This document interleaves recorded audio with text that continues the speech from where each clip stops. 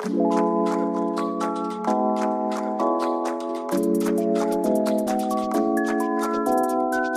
my peoples, what's going on? I'm named D-Man and today I'm bringing back to you another video. Okay, so in this video I will be going over my top 5 grails of all time.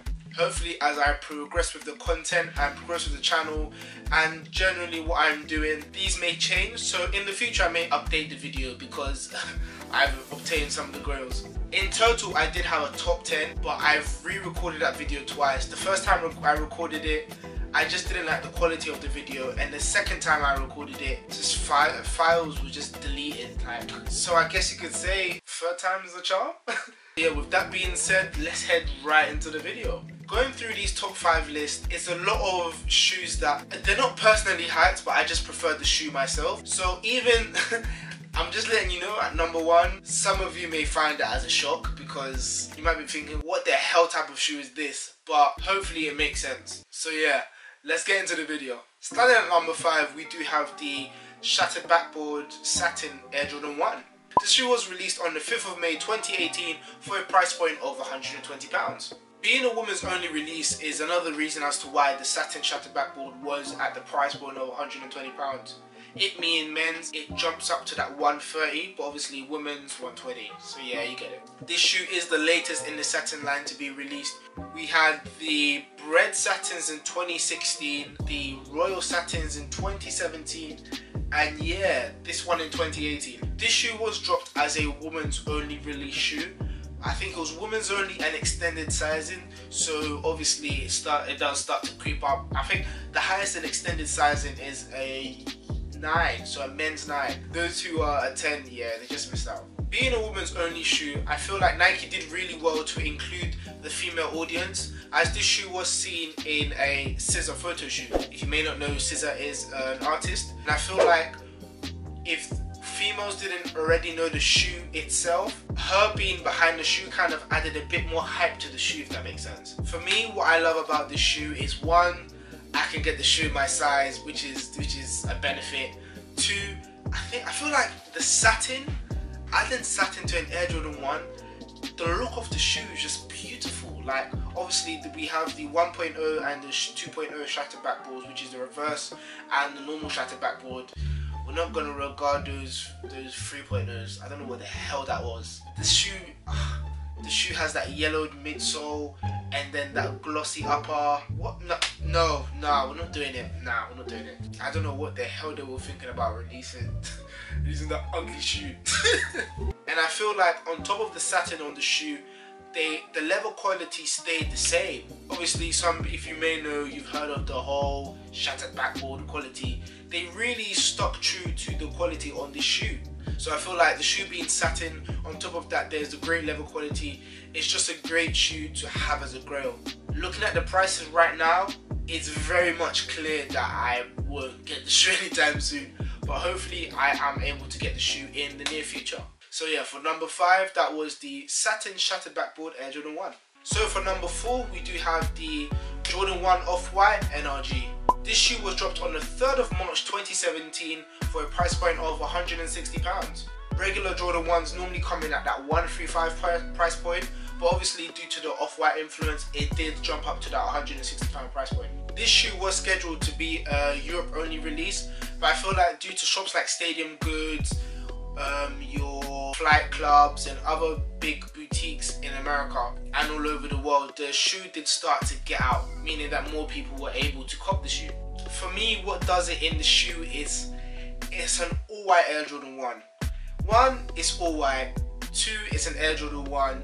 That already in itself, adding this whole off-white influence into the mix, it's just a banger, bruv. And I feel like also adding the elements of that light blue accents and you have orange accents all dotted around the shoe. I feel like that just adds more personality to the shoe and just makes the shoe pop off a lot more. And on top of that, I've probably thought of like 3 or 4 outfits to do with this shoe. So I just hope one day, I don't know how, I don't know for what price, but I'm able to get the shoe. This shoe wasn't originally part of the 10 collection. The 10 collection Jordan 1 was the Chicago Jordan 1. We've had the Chicago, we had the UNCs, and this was the 3rd iteration in being the NRGs. So for number 4, that was my Jordan 1 NRG. For number 3, we do have the Air Jordan 4 Thunder. This shoe was dropped in December of 2012 for a price point of £130. Apart from it being dropped in 2012, this shoe was originally dropped in 2006. So 2006, then 2012, that's 6 years. Ideally, I guess you could say another re-retro would happen 6 years later, being 2018, but we haven't seen a re-retro yet. So I don't know when we're gonna see a re-retro, or even if we're gonna see a re-retro. For me, this shoe just serves as pure nostalgia. This was the shoe that I would say got me into sneakers in general. I can't remember how I came across it, but this shoe, I must have seen it on the internet somewhere. And ever since I saw it, I just fell in love with the shoe. You know when you log into the computer at school, like secondary school, you have your little login and then it has like the picture. Some people they had, I don't know what they had as their picture, but for me, this was the shoe.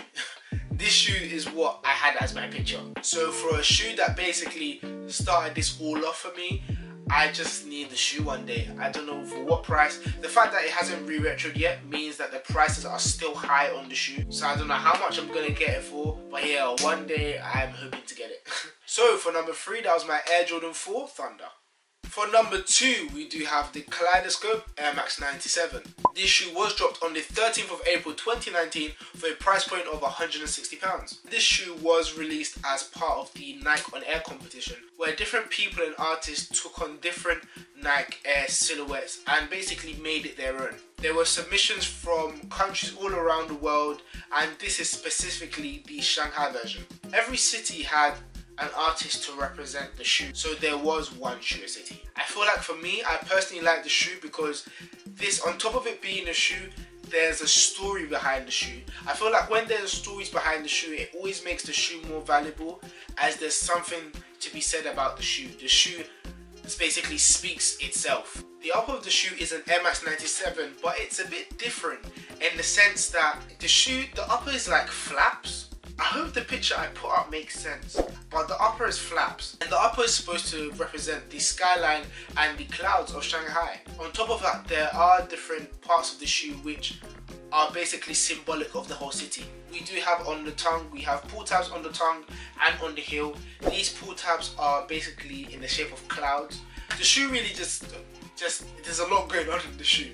An Air Max 97 isn't particularly a shoe that I have always found comfortable or really looks nice on my foot, but just for this shoe I'm just gonna have to commit in it, like.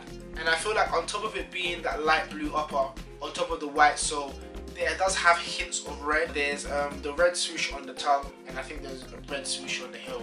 Just that contrasting color on top of it being that very light baby blue on the white sole. It's just a very quintessential summer shoe. Like, the shoe just screams summer. And on top of that, imagine your summer shoe is a flipping Kaleidoscope Air Max 97. It's just too much of a flex, bruv. So for number 2, that was the Air Max 97 Kaleidoscope Shanghai. So for number 1, a lot of y'all are gonna be very disappointed.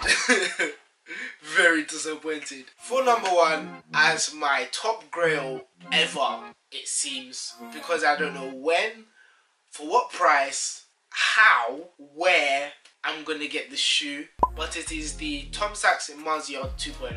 This shoe, when I first saw the shoe, for me, I'm a person that focuses on comfort. So if a shoe is comfortable, I am bound to buy the shoe. Because at the end of the day, I get this whole drip and this whole flex and stuff. But if the shoe is not comfortable, you're going to want to take off the shoe more than you're going to want to wear the shoe. For this Tom Sachs Marzion, I've seen reviews on the shoe and a lot of people are just saying it's comfortable in general. So it just made me want the shoe even more. This shoe was created by a contemporary artist named Tom Sachs in collaboration with Nike and NASA. The shoe was designed as the idea of walking on Mars. NASA space mission, they're trying to ship everybody off to Mars. Don't know why, Earth is fine, but yeah, you get my drift. This shoe was first released in 2012 with a re-release in 2017, and apparently there should be another release this spring, but we're already in spring, so I don't know when, so I have a feeling it's pushed back. I will get those shoes. Those shoes will be mine. If it feels anything like the original shoe, even though I haven't felt it, I need the shoe. I need the shoe so I can review the shoe. If I want to keep the shoe, I can keep the shoe. Because have you seen how much those 2.0s are going for? It's fucking expensive. I don't know when or where I'll be able to get them. On top of that soft cushioning technology in the sole, we do have a cork insole. Cork insole we have seen before. We've seen it on these shoes. I've got an insole in these, but these are the Element Reacts, which do feature a cork insole as well. And I feel like with cork insoles, it's really comfortable because of how bouncy and springy cork naturally is. You know that with the cork you can press it down and it's quite squishy, if that makes sense. So imagine that, but with your foot. So with that being said, that was my #1 grail, being the Tom Sachs Mars Yard.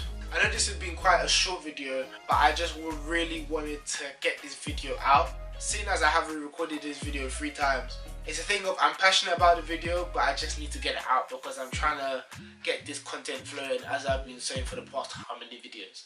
So please, if you enjoyed this video, please like, comment, subscribe, turn on your post notifications so you know when I upload. But yeah, I'm named E-Man, and peace.